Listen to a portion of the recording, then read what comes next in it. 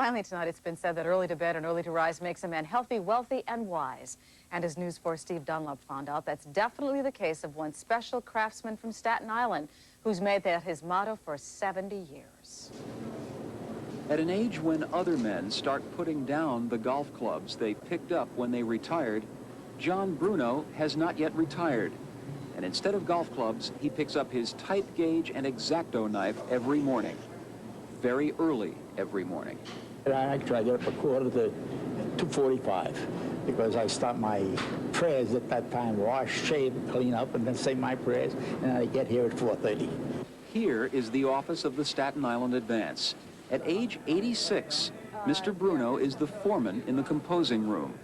As best as anyone can figure, he is the longest-running employee anywhere in New York City. You started here when? In November 1924. So this coming November, I'll be finishing my 70th year. I love this place. I love my work. I love the men I work with. They're all wonderful people. Good organization. And when we hear the press rolling, it's music to our ears. When John Bruno started as a galley boy with the Staten Island Advance, Calvin Coolidge was president. When the stock market crashed in '29, he was already setting type. Kennedy was killed, I would say at that time.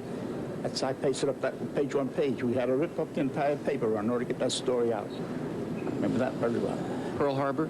Pearl Harbor too, yes. I was early.